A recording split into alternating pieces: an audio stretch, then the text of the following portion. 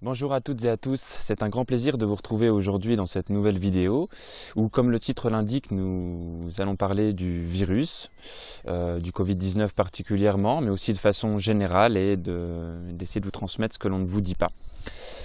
Alors avant de commencer, je tiens à faire une brève présentation pour toutes les personnes qui ne me connaissent pas encore. Je m'appelle Thomas Defranou, je suis naturopathe hygiéniste depuis plus de 7 ans aujourd'hui et je suis membre fondateur de l'association Oracine, qui est une association en économie sociale et solidaire qui tend à promouvoir et partager les principes et les éthiques de la permaculture, de l'hygiénisme et de la naturopathie. Voilà. Alors pour rentrer dans le vif du sujet, c'est vrai qu'aujourd'hui, dans cette période, nous sommes dans un climat de peur générale gigantesque. Et cela se comprend tout à fait au vu du fait que nous avons été informés d'un virus inconnu qui se propage dans notre pays et dans le monde entier. Alors le confinement du jour au lendemain dans lequel nous avons basculé rajoute encore une énorme couche de crainte, de peur face à la dangerosité du virus. Et il est donc tout à fait compréhensible d'avoir peur, surtout qu'à l'évidence, la plus grande peur de l'être humain est bel et bien celle de l'inconnu. Et nous sommes vraisemblablement en plein dedans. Nous avons peur aujourd'hui et nous sommes perdus face à la situation car on ne comprend pas et nous n'avons pas les connaissances. Car il est évident que si nous comprenons bien quelque chose, nous pouvons donc mieux l'appréhender et par conséquent agir sans avoir peur. C'est pourquoi dans cette vidéo, je tiens à partager mes modestes connaissances que j'ai acquis ainsi que ma vision des choses. Alors dans un premier temps, il me paraît logique de commencer par définir ce qu'est un virus. Bon. Comme le titre de la vidéo l'indique, j'observe beaucoup de choses qui ne sont pas stipulées et mises en avant dans cette situation, qui sont pourtant essentielles et qui font que personne n'y comprend rien. C'est pourquoi je vous lance un appel à partager un maximum cette vidéo, à mettre un pouce bleu, un commentaire pour la rendre visible au maximum, car je vais partager des informations cruciales à ce sujet. Et si nous voulons obtenir de l'information qui circule aussi bien que dans les médias mainstream, nous devons relayer un maximum plusieurs fois sur plusieurs plateformes et au plus d'amis, de proches possibles, etc., etc. Donc je vous remercie vraiment d'avance de partager, de liker cette vidéo. Alors pour en venir à ce qu'est un virus. Alors un virus, finalement, c'est une structure qui contient en son centre un seul type d'acide nucléique, donc c'est-à-dire un fragment d'ADN ou d'ARN, si vous voulez, qui constitue le génome viral, entouré d'une coque protéique que l'on nomme la capside. Alors en fait, cette capside peut avoir différentes formes. Elle peut être sous forme par exemple de bâtonnet, comme le virus polyèdre, ou icosaèdre, avec 20 triangles, comme les adénovirus, ou encore une forme de couronne, comme le Covid-19, qui est un coronavirus. Voilà. Alors le virus, ce n'est pas un organisme vivant à proprement dit, car il peut se reproduire uniquement au sein des cellules vivantes, ne possédant aucun système d'énergie. Finalement, il détourne la machinerie cellulaire à leur profit pour se répliquer et assurer leur pérennité, car par exemple, ils sont dépendants de la nourriture, lipides, glucides, protides, que va lui transmettre la cellule. Il constitue en quelque sorte des structures extrêmement simples dont l'ensemble des éléments protège quelques petits bouts de code génétique ayant pour objectif de s'infiltrer dans une cellule pour y vivre. Voilà. Donc pour résumer, nous avons apparemment affaire à une structure non vivante et dépendante qui a besoin d'un organisme vivant pour vivre. Bon. Il est vrai que la théorie et la doctrine véhiculées depuis 150 ans, depuis l'époque de Pasteur, est que nous sommes, nous, organismes humains, comme un bocal stérile et fragile, dans un écosystème qui est dangereux, rempli d'éléments pathogènes, et que des virus auraient donc pour but de nous contaminer en pénétrant dans notre corps, puis en se multipliant dans celui-ci, amenant divers symptômes, puis ensuite des maladies, et pour finir la mort dans certains cas, si l'individu en question n'est pas aidé par un traitement, médicament, vaccin, etc., qui aura pour but d'éliminer ou de traiter les éléments pathogènes, exemple virus. Voilà. Donc pour imager cette théorie, on peut donc conclure que nous avons un énorme monstre vampire au grand pouvoir qui cherche à détruire un tout petit être sans pouvoir et qui est innocent. Alors, je refais un petit rappel, on vient de le voir, le virus est une structure minuscule complètement dépendante. Bon. Enfin, on y reviendra sur cette théorie pasteurienne en fin de vidéo, car il y aura encore beaucoup de faits et de choses à dire sur cela, et ainsi que notre interprétation du virus. Alors restez bien jusqu'à la fin, car cela sera encore pimenté, la vidéo va être longue. Je ferai peut-être des coupures, et ce sera peut-être une série de vidéos. Mais plus que jamais dans cette période de confinement, nous avons la possibilité de prendre du temps pour s'informer. Donc voilà, je vous remercierai de regarder cette vidéo jusqu'au bout. En attendant, après avoir vu tout de même ce qu'est un virus, ce qu'au passage on ne nous dit pas vraiment, car c'est soi-disant trop complexe et que l'on ne sait pas vraiment l'expliquer, nous allons passer à un deuxième point essentiel que l'on ne nous partage pas vraiment et qui est pourtant essentiel à comprendre et à transmettre, c'est le système immunitaire. Bah oui, tiens, c'est quoi le système immunitaire et comment ça fonctionne? Eh bien, c'est justement ça que nous allons voir précisément. Afin que cela ne soit pas trop compliqué et compréhensible de tous, je vais volontairement simplifier et imager avec justement un schéma d'un dessin que j'ai créé moi-même pour l'occasion et qui me donne grande envie de partager. Voilà, donc on va se retrouver, la caméra va changer et on va expliquer ensemble ce qu'est le système immunitaire. Voilà, voici sur le système immunitaire. Avant de commencer à rentrer dans le vif du sujet, je tiens à faire une différenciation importante entre ce qui concerne le milieu extérieur et le milieu intérieur de notre organisme. Le milieu extérieur, en fait, c'est tout ce qui va être après notre muqueuse. Voilà, donc la muqueuse, en fait, c'est une constituante, en fait, un composé de cellules qu'on va appeler cellules épithéliales et qui va faire la barrière, si vous voulez, entre le milieu extérieur et le milieu intérieur.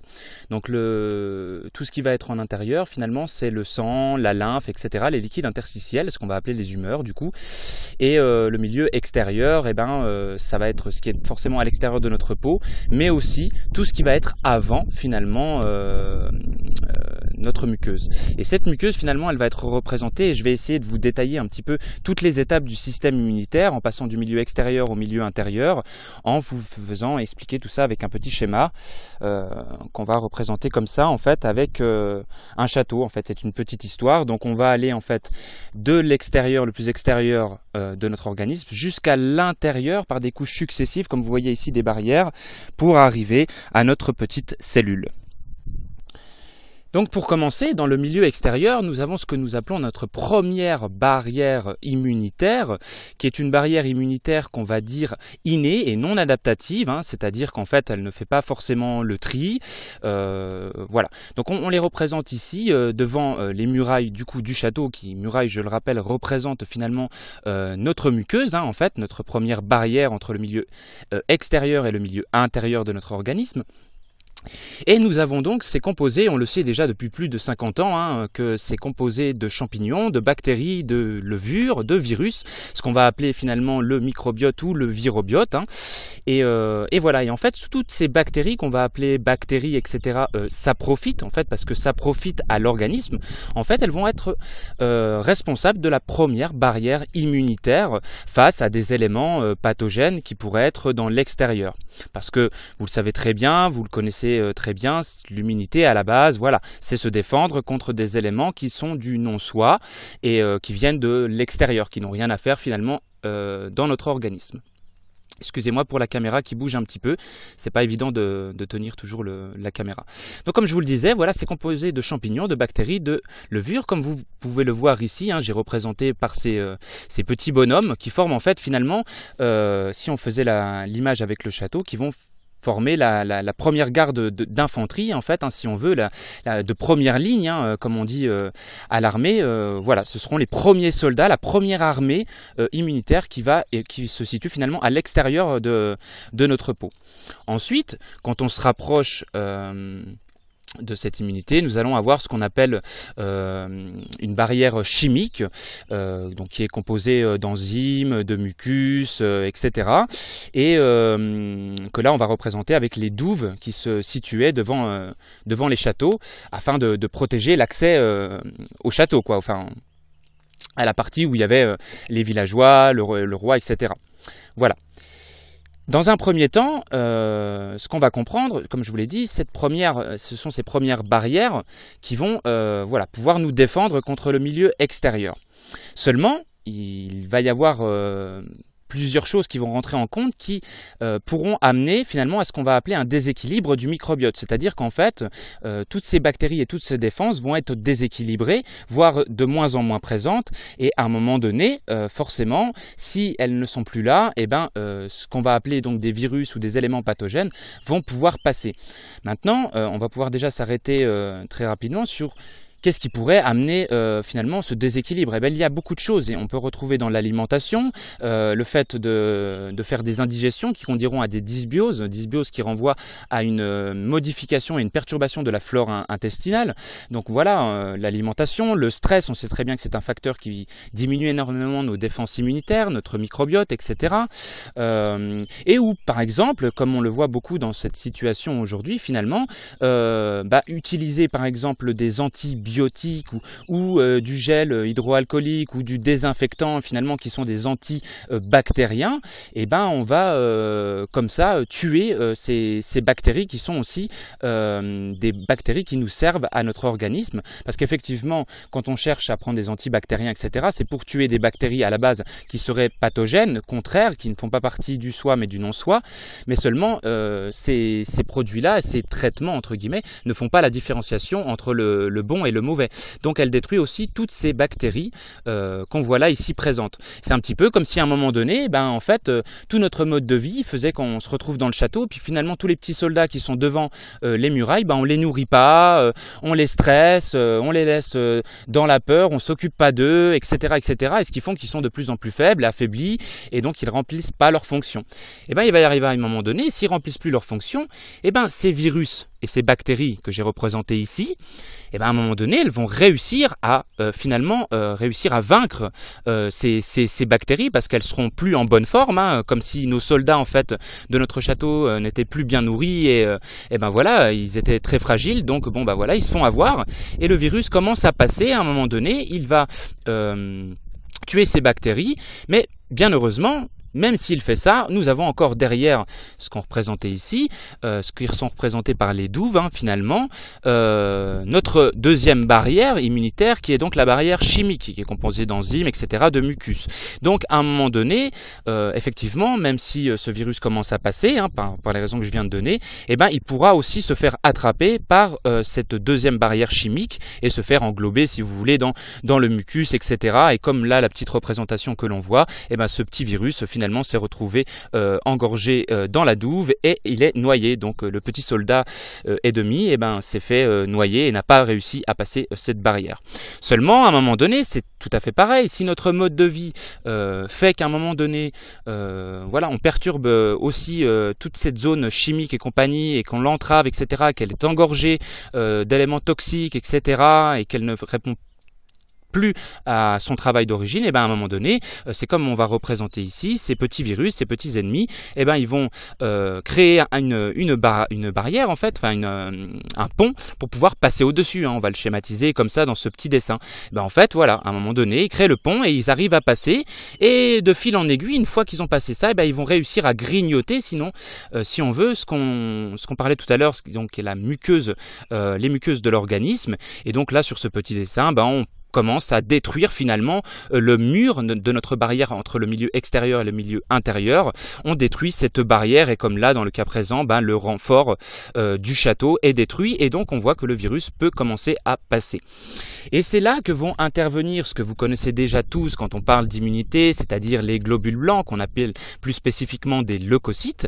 Une fois qu'on va rentrer dans le milieu intérieur, le virus va encore avoir des choses à affronter s'il veut pouvoir aller jusqu'à la cellule, parce qu'on rappelle que le but du virus ou de l'élément pathogène, c'est de pouvoir contaminer, entre guillemets, dans ce qui nous est dit en tout cas, et de pouvoir finalement arriver à notre cellule.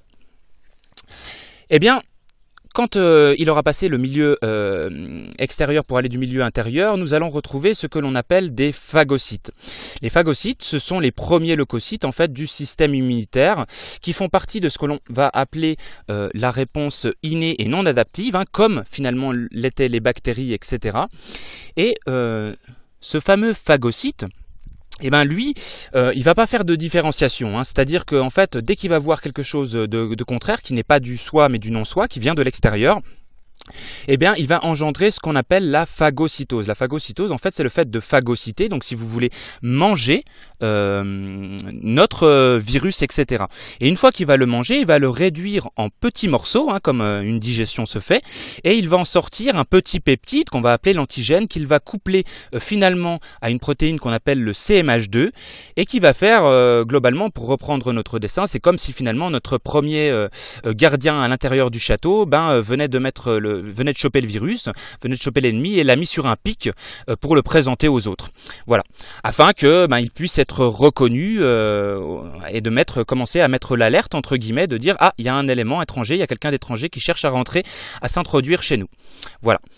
Si à un moment donné, ça ne suffit pas parce que les premiers agents, les premiers leucocytes qu'on appelle donc les phagocytes, n'arrivent plus à remplir leur fonction à un moment donné, sont débordés ou sont trop fragiles, etc. Ils sont pas assez en nombre, ils n'ont pas réussi. Et on va passer à la couche d'après. Hein, donc on va passer la deuxième barrière, hein, qui est représentée ici par du bois. Le virus va s'introduire et là, on va avoir les deuxièmes agents de notre système immunitaire qu'on va appeler les lymphocytes B. Donc ces lymphocytes B, en fait, ils ont déjà une première particularité, c'est qu'ils contiennent ce que l'on appelle un anticorps, que l'on voit juste là, en bleu, et cet anticorps, il va permettre en fait de pouvoir placer en fait une zone de reconnaissance, si on veut, quelque part sur l'ennemi qui arrive, afin que en fait il ait une boule rouge autour de lui qui clignote, afin que tout le monde puisse le repérer. Et une fois que le virus va commencer à arriver, donc il va faire la même chose que le phagocyte en premier, il va donc le manger, etc. Et donc pareil, hein, présenter un antigène couplé à une protéine, etc.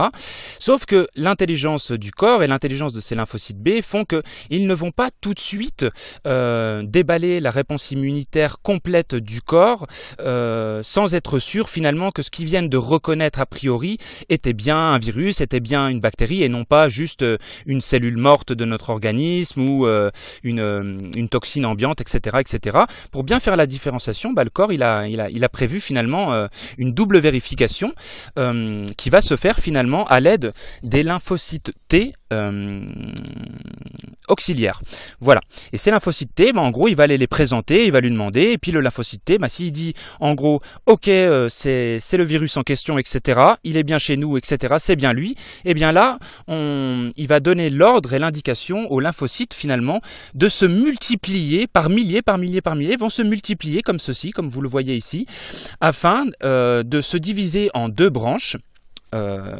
Alors soit ils vont devenir finalement effecteurs, donc ils vont se transformer finalement précisément en plasmocytes, et c'est à ce moment-là qu'ils vont envoyer donc des anticorps, etc. Comme vous le voyez ici, ils vont envoyer des anticorps partout dans la circulation sanguine. Ils vont les envoyer, les laisser traîner afin que ils se collent finalement au virus et aux éléments qui viennent de pénétrer à l'intérieur du château, voilà, et où ils vont se transformer en mémoire. Et en mémoire, en fait, ils vont encore se démultiplier pour former une espèce de patrouille qui va rester là finalement dans le sang en attente de si au cas où un futur élément pathogène venant de l'extérieur cherche à s'introduire dans le château, dans le corps humain. Donc voilà. Et si vraiment à un moment donné ça ne suffit pas parce que tout un tas de raisons, une baisse du système immunitaire par notre mode de vie, etc., ou simplement parce que à un moment donné il a réussi à passer, parce que ce virus serait peut-être un peu plus fort que les autres et il aurait réussi à passer, et à un moment donné il va y avoir en fait la dernière réponse de notre système immunitaire qu'on va appeler la réponse cellulaire, donc il va être adapté à la réponse cellulaire, et là c'est encore les lymphocytes T auxiliaires qui, en devenant soit mémoire soit effecteurs comme les lymphocytes B, en devenant effecteurs, ils vont produire des substances qu'on appelle des cytokines, que l'on voit ici. Et ces cytokines, en fait, finalement, vont permettre de rameuter, en fait, ça va être comme une alarme, en fait, un signal d'alarme qui va rameuter, finalement, les lymphocytes T, cytotoxiques. Alors les lymphocytes C cytotoxiques, c'est comme vous le voyez ici au niveau du château, et ben eux ils sont encore beaucoup plus forts hein, comme soldats, c'est comme des magiciens, ils savent faire beaucoup de choses et que compagnie, ils sont capables de détruire très rapidement, et notamment si à un moment donné notre bactérie a réussi finalement hein, à passer toute cette zone qu'on vient de voir et qu'elle arrive là et qu'elle arrive à rentrer à l'intérieur même du château et commencer à prendre un villageois, hein, qu'on va représenter ici par une cellule hein, du coup, hein, mais voilà, il rentre à l'intérieur du château et il contamine un villageois, et ben c'est là que les lymphocytes T cytotoxiques vont rentrer en jeu et ils vont produire ce qu'on va appeler des perforines ou des granzymes qui vont servir finalement soit pour les perforines à perforer finalement la cellule afin de pouvoir éradiquer et enlever hein, finalement le virus ou l'élément en question qui infecte la cellule actuellement, ou des granzymes qui vont finalement engendrer, alors c'est pas très beau dit comme ça, mais qui vont influencer la cellule à se détruire, s'auto-détruire par lui-même parce que elle ne pourra plus en fait, hein, le lymphocyte T, le corps reconnaît que cette cellule ne pourra plus remplir ses fonctions et donc il est préférable de la détruire et puis d'en reproduire d'autres plus saines derrière. Voilà. Et donc c'est le lymphocyte T qui va s'en charger pour pouvoir réduire et enlever finalement ce virus. Et c'est là que finalement on voit qu'il y a tout un tas de strates hein, qui ont été représentées par ce dessin, tout un tas de strates qui font qu'à un moment donné, ça devient difficile de comprendre et de croire finalement qu'un petit virus, comme on le rappelle au début de la vidéo, on vous l'a dit, qui est une structure non vivante, qui a besoin d'un vivant et qui est juste une petite structure composée d'un fragment d'ARN, voilà, c'est difficile à croire qu'à un moment donné, un tout petit truc comme ça, il puisse passer toutes ces barrières, etc. et réussir à nous tuer, nous rendre malades, etc., etc. Sauf que tout ce que je viens de vous expliquer, que vous avez vu ici, toutes ces couches successives de l'immunité qui sont, comme vous l'avez vu, de plus en plus fortes, de plus en plus performantes, etc. C'est vraiment quelque chose de magique, hein, comme le corps est intelligent, etc. Pour se défendre contre quelque chose d'extérieur.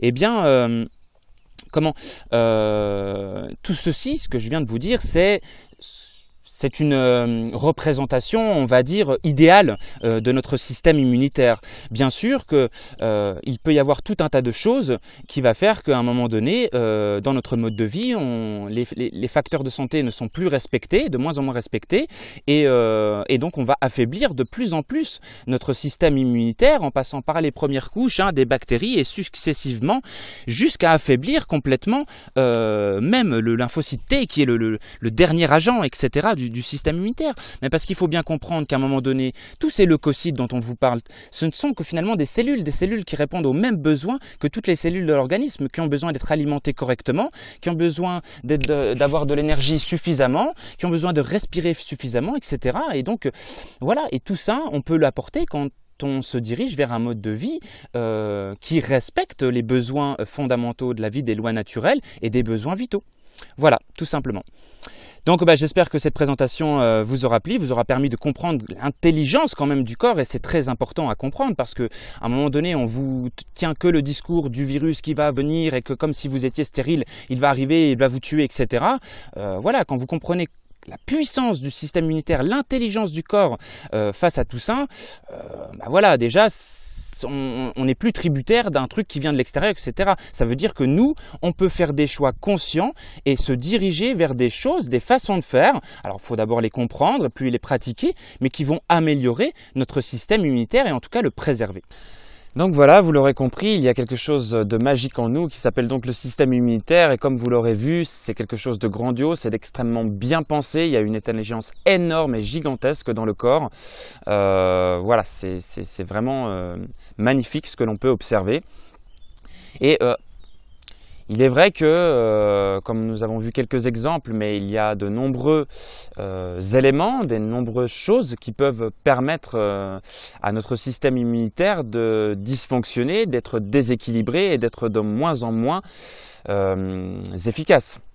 Donc Donc c'est très intéressant de regarder tout ça parce que ça nous renvoie quand même à une forme de responsabilité. Et pour rejoindre la théorie pasteurienne qui finalement disait qu'on était dans un bocal complètement stérile et qu'on est des innocents et que le monde extérieur est un danger et qu'il cesse et qu'il tente toujours de nous tuer et qu'on ne peut pas faire grand chose. Et heureusement voilà, qu'il y a des médicaments, etc. etc., etc. Bon, voilà, je ne suis pas en train de jeter la pierre aux médicaments, aux médecins, ni quoi que ce soit, hein, loin de là.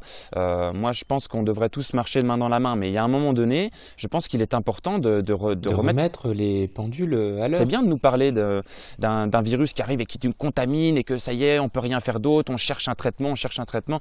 Ouais, mais bon, si on pouvait nous rappeler aussi qu'à un moment donné, ça fait quand même des années et des années et des années, des centaines et des milliers d'années en fait, hein, finalement, que de plus en plus, plus on se rapproche dans le temps jusqu'à notre période, plus finalement on voit que nous ne respectons de moins en moins les lois naturelles et les besoins vitaux.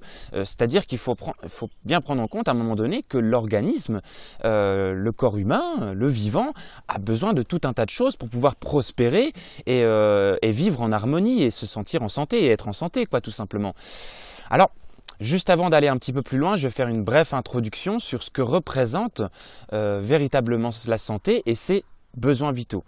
Alors, c'est quoi la santé ? La santé, finalement, on pourrait l'imager comme une roue sur laquelle il y aurait énormément d'engrenages. On pourrait en compter 21. Et imaginez cette roue, hein, comme vous voyez à l'écran, avec des engrenages. Et chaque engrenage va représenter un besoin vital. Alors, on peut très vite comprendre simplement que forcément, si un engrenage, si on reste sur la partie mécanique liée aux engrenages, si un engrenage, voire plusieurs engrenages dysfonctionnent ou sont absents, à un moment donné, la roue ne pourra pas tourner convenablement. C'est environ la même chose pour la santé. S'il manque des paramètres, s'il y a des besoins vitaux qui sont soit non présents du tout, ou alors pas très bien respectés, par manque de connaissances, par manque de conscience, peu importe.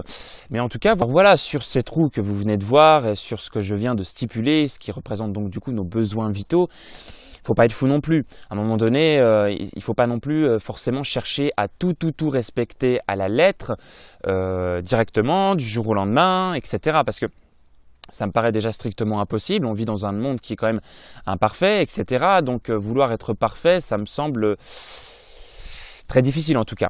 Mais ce n'est pas le but en soi. Et en fait, moi je vous fais comprendre ça, c'est pour vous faire comprendre tout simplement qu'à un moment donné, il y a plein de points sur lesquels on peut jouer sur notre santé. Et qu'on n'est pas forcément tributaire de rester dans une case, etc. C'est vrai qu'aujourd'hui, la définition de la santé, c'est souvent, c'est parce qu'on est en absence de maladie, etc., en absence de symptômes, etc. Ou alors que c'est sujet beaucoup à l'alimentation, etc., que notre alimentation fait notre santé. Si tu manges mal, tu ne seras pas en mauvaise santé. Tout ça, c'est quand même globalement vrai. Mais seulement, à un moment donné, ce n'est pas le seul facteur, par exemple l'alimentation. Et on ne peut pas définir un corps humain en santé par l'absence de maladie. Voilà. Surtout que on va y revenir justement par rapport à tout ça après, en revenant sur la théorie pasteurienne. Mais voilà, finalement, moi de mon point de vue, la maladie, c'est pas quelque chose de négatif. Pour moi, c'est un processus de retour à l'équilibre, l'homéostasie dans le corps humain. Voilà. Maintenant, forcément, quand un corps humain essaye de retourner à l'équilibre et que derrière on continue de lui apporter tout un tas de déséquilibres profonds, à un moment donné il s'en sort plus et ça flanche, c'est sûr, faut bien se rendre compte.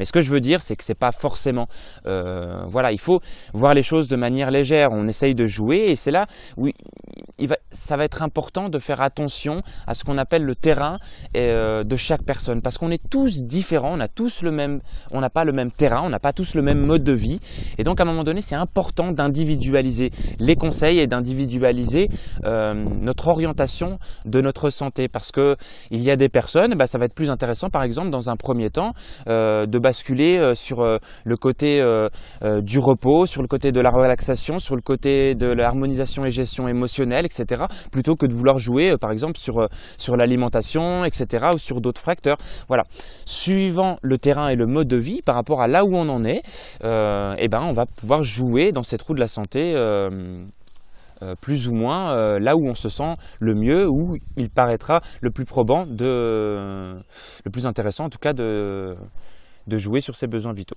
Bon. Passons sur ce sujet-là. Voilà, si vous avez envie d'en apprendre davantage sur la physiologie de manière tout azimut, mais en même temps sur les besoins vitaux, si vous avez envie d'apprendre de façon physiologique et théorique comment fonctionnent ces besoins vitaux et comment on peut mettre des pratiques en place, etc. Voilà, je vous renvoie à d'autres vidéos que j'ai déjà fait, à d'autres articles et à aussi prendre vos connaissances par vous-même. Et c'est justement le but de vous donner envie d'aller approfondir tout ça. Moi, je ne suis pas là dans cette vidéo à vous dire il faut faire comme ci, il faut faire comme ça, j'ai la vérité. Non, je pose des questions comme j'ai envie, comme je vous l'ai dit, et c'est là uniquement aussi pour vous donner envie d'aller faire vos propres recherches. Parce que c'est vrai qu'aujourd'hui, et ça va me permettre de rebondir sur Pasteur, il est vrai qu'aujourd'hui, finalement, on est tombé dans une théorie sans la remettre en question depuis 150 ans, comme je vous ai dit, qu'on est finalement stérile, qu'on est innocent, qu'on n'est pas grand-chose en fait, qu'on est très très fragile et puis qu'on est dépendant de tout ce qui se passe à l'extérieur et que s'il y a malheureusement un virus très contagieux qui arrive, voilà, il va falloir qu'on prenne des médicaments, qu'on use de protocoles, etc. Et pourquoi pas des vaccins, comme apparemment c'est la première arme aujourd'hui qui est mise en avant contre tout ça. Et voilà, on est tributaire. Sauf que bon, ça... c'est une théorie, je dis bien que c'est une théorie parce que finalement, sur quoi elle repose? Pas grand-chose. Et en vérité, si on commençait à se poser des questions et à rechercher un petit peu par soi-même, et on en revenait à la trace finalement de cette origine théorique qui vient donc de Pasteur, on retrouverait vite aussi à cette époque un autre chercheur scientifique très bien connu, très bien connu à l'époque, parce qu'aujourd'hui il devient de moins en moins connu, malheureusement, mais qui s'appelait Antoine Béchamp et qui lui était véritablement un scientifique véritablement pointu, alors que Pasteur n'était carrément moins un scientifique déjà de base, et en plus, je veux dire, il était moins pointilleux carrément que Béchamp à l'époque. Petite comparaison, par exemple, quand Béchamp voulait amener une théorie et se renseigner sur des principes physiologiques, etc., voulait prouver par exemple quelque chose, il menait entre 1000, 2000, 3000 tests, etc., et il variait les composantes du test, etc., il faisait des variantes, etc., pour changer les paramètres, pour voir, pour analyser vraiment énormément avant d'être sûr et de certifier et d'amener entre guillemets ses preuves scientifiques au vu de la population, quoi. Voilà. Alors que Pasteur, à côté de ça, à cette époque, lui se contentait de 2, 3, voire 10 études, et puis si ça montrait que c'était pas trop, ça marchait pas trop, c'est pas grave, on y allait quand même parce que Pasteur avait raison. Donc voilà. Donc déjà, on n'était pas sur le même type de chercheurs. Déjà dans un premier temps. Mais ce qui est assez marrant, c'est que si on retourne sur Béchamp, on voit que déjà depuis 150 ans, en fait, il a prouvé l'existence de ce qu'on appelle des microzymas. Qu'en fait, ils sont des microcellules hyper petites, aussi petites finalement, même encore plus petites d'ailleurs que des virus, etc. Donc vraiment des tout petits trucs finalement qu'il a appelés des microzymas. Et il observait ça avec des microscopes qui grossissaient jusqu'à 700 fois. Et c'est seulement à partir de 700 fois qu'il pouvait les observer. Il est vrai qu'à cette époque, tous les microscopes qui ne pouvaient pas zoomer à 700 fois, en gros, ils ne pouvaient pas observer ces microzymas. Et donc, il avait observé ces microzymas et quand il regardait, il s'apercevait que ces microzymas, en fait, était la base de la construction des virus, des bactéries et des levures, des champignons, etc. qu'il y a dans notre organisme. Et en fait, il était en train de prouver que nous avions des microcellules qui, finalement, en se mettant les unes sur les autres, créaient par elles-mêmes, finalement, des virus, des bactéries, des champignons, etc., des levures, qui, finalement, servent à l'organisme. Parce que je le rappelle, et ça on le sait quand même depuis plus de 50 ans, même si on le sait depuis bien avant, mais en tout cas ça a été remis au goût du jour il y a 50 ans, on le sait très bien que finalement, on est composé de bien plus de bactéries et de virus à l'intérieur de notre organisme que de cellules vivantes. Et que ce sont ces mêmes bactéries et virus qui nous protègent, qu'on appelle le microbiote et ce qu'on appelle le virobiote. Voilà, ce sont des éléments qui sont là pour nous protéger, comme vous l'avez vu d'ailleurs sur la partie de l'immunité. Voilà.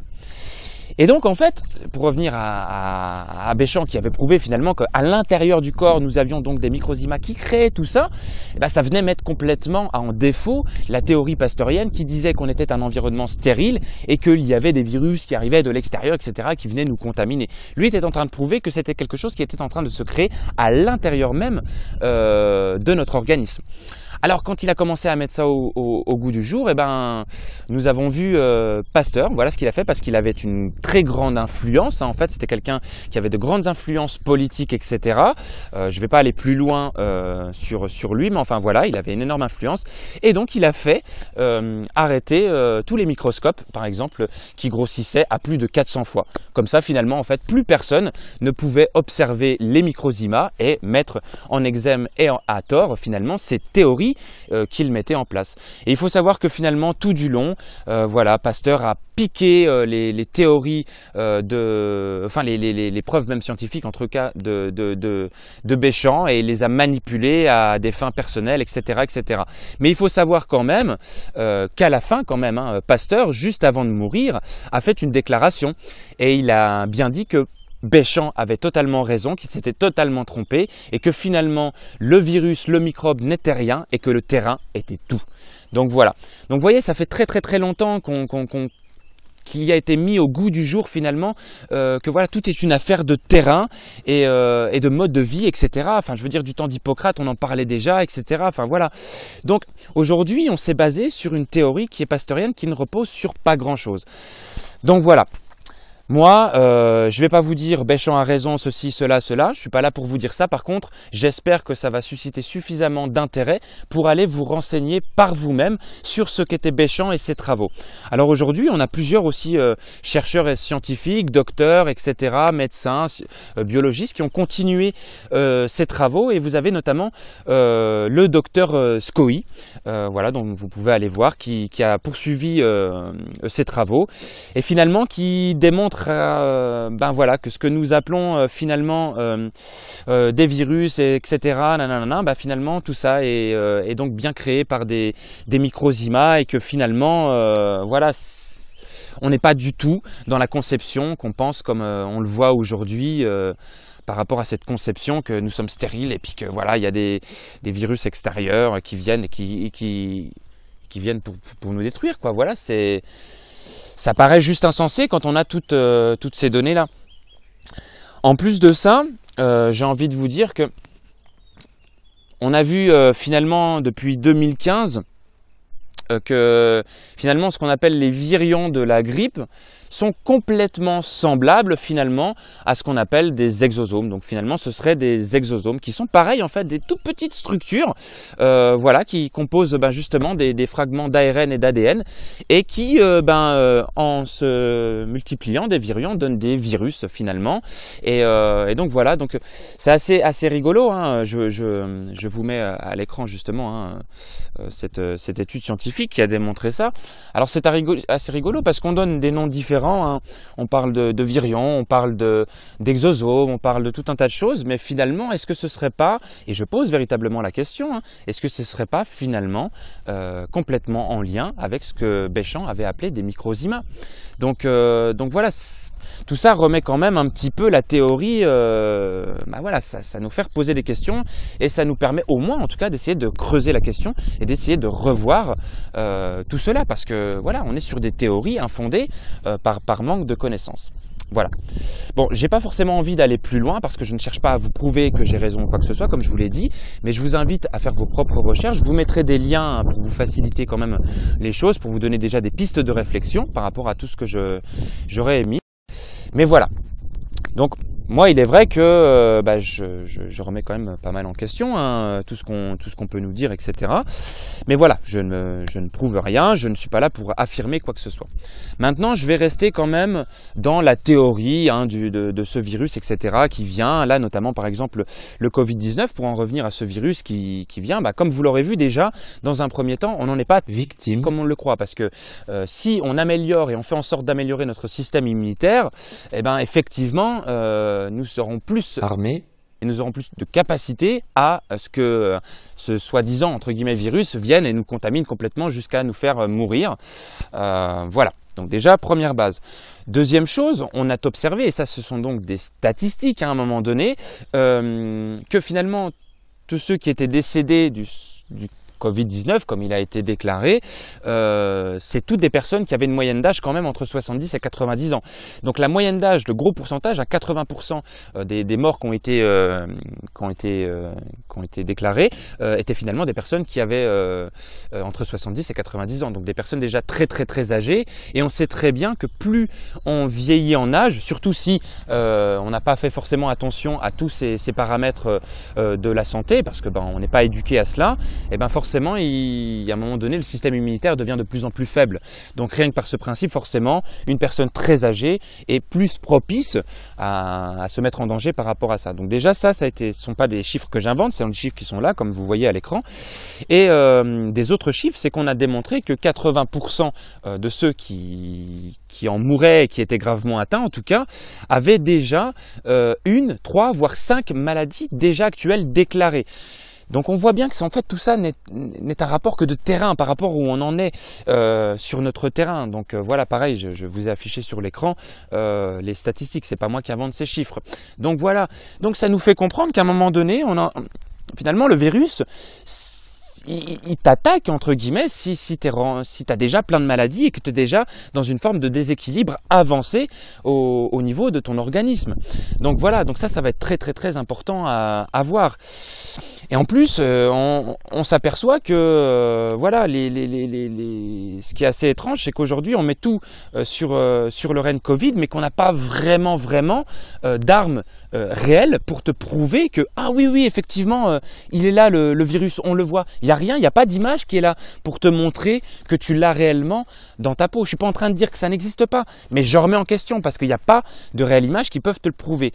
Comment on fait des diagnostics aujourd'hui?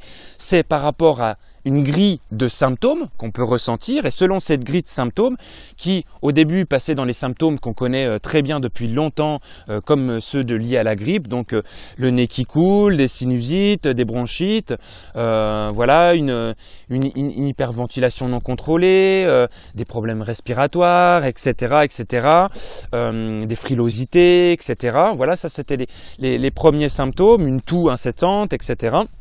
Voilà, donc ça ce sont les premiers symptômes, mais aujourd'hui on voit qu'il y a une liste de symptômes qui s'est agrandie. Ça peut même aller voilà, dans des douleurs partout sur le corps, des dysfonctionnements de certains organes, des problèmes d'épiderme, de psoriasis, de peau, de boutons d'eczéma, etc.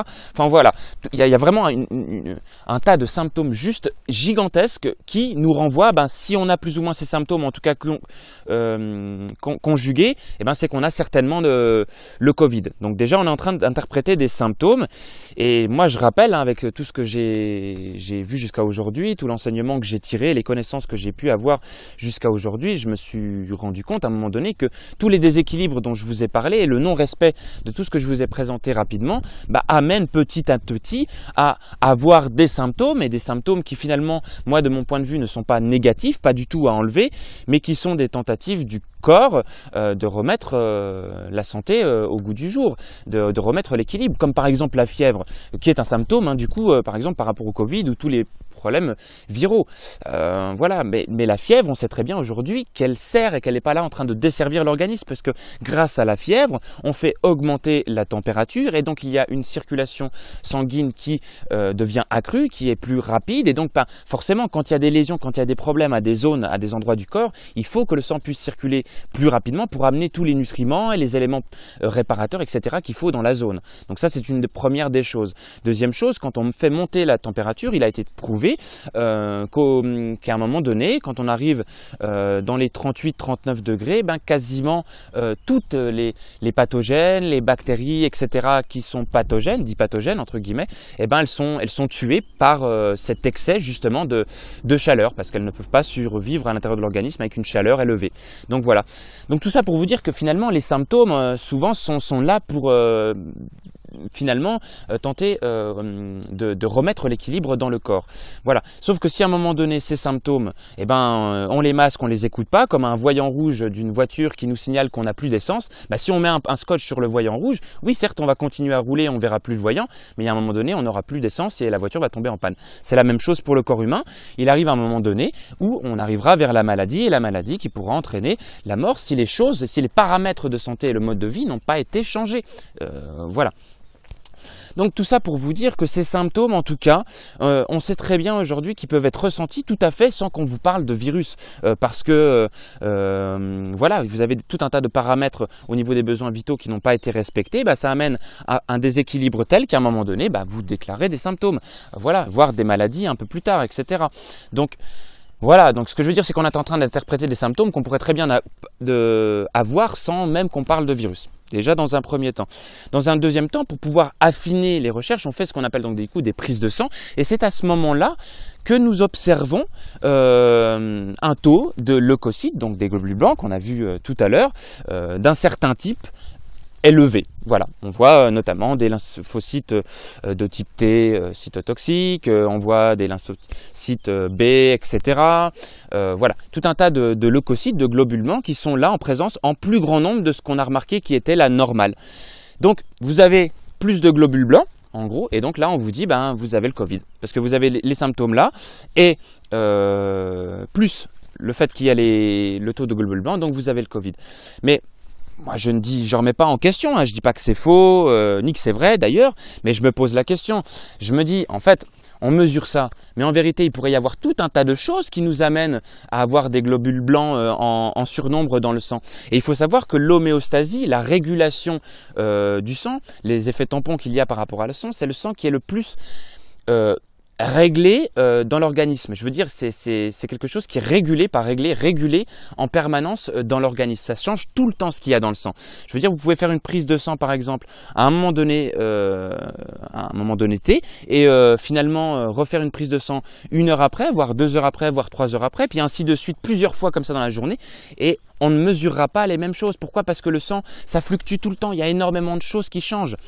Et si à un moment donné, il y avait une zone, et sans parler de virus, il y avait une zone à réparer dans l'organisme, bah forcément, on va envoyer aussi des globules blancs, des leucocytes qui ne sont pas que des éléments qui sont là pour se protéger des virus, qui sont là aussi pour réparer et entre guillemets, nettoyer, réparer l'organisme aussi. Donc, à un moment donné, forcément, quand il y a des lésions, quand il y a des problèmes qui sont tout autres que les virus, eh ben, on va avoir un taux de globules blancs élevé, etc., qu'on verra dans le sang. Enfin, des gens qui ont des problèmes avec des maladies, etc., ben, ils ont toujours un taux de globules blancs élevé parce que le corps est en train de se nettoyer. Donc voilà. Donc moi je remets en question, je me dis est-ce que c'est véritablement une preuve suffisante pour nous dire bah, vous avez le virus alors qu'il n'y a rien qui le prouve. Et ce qui est assez étrange quand même, là où je me pose encore la question, c'est que finalement, il y a de plus en plus, donc on déclare tous les morts par rapport au Covid, etc., mais que finalement, à contrario, beaucoup de médecins et compagnie sont en train de se poser les questions parce que il y a quasiment de moins en moins, voire quasiment plus du tout, les problèmes cardiovasculaires, les problèmes de diabète, enfin en fait, en gros, toutes les autres maladies qu'on connaissait aujourd'hui qui étaient très aggravantes, hein, aujourd'hui, il y en a quasiment beaucoup moins que juste avant le Covid. Donc, c'est assez étrange, j'ai envie de dire, finalement. Est-ce que ça nous renvoie pas à la question, est-ce que finalement, on ne sait pas trop exactement quand il y a le Covid, quand il n'y a pas le Covid, et puis finalement, on met Covid un petit peu comme ça, plus ou moins à la louche, et que voilà, une personne qui avait des gros problèmes de maladies cardiovasculaires, et finalement, est-ce qu'elle n'est pas plutôt morte de ça qu'elle est morte du Covid, en vérité? Donc bon, voilà, moi je pense que tout ça renvoie à se poser quand même pas mal de questions et à faire attention. Donc voilà, vraiment dans cette vidéo, je ne cherchais pas du tout à vous prouver quoi que ce soit, à vous dire c'est comme ci, c'est comme ça. Mais bon, il y a vraiment beaucoup de paramètres qui nous laissent à penser, en tout cas que finalement, voilà, on est en train de nous faire toute une théorie sur un virus qui est comparable à l'image. J'ai envie de vous donner l'image.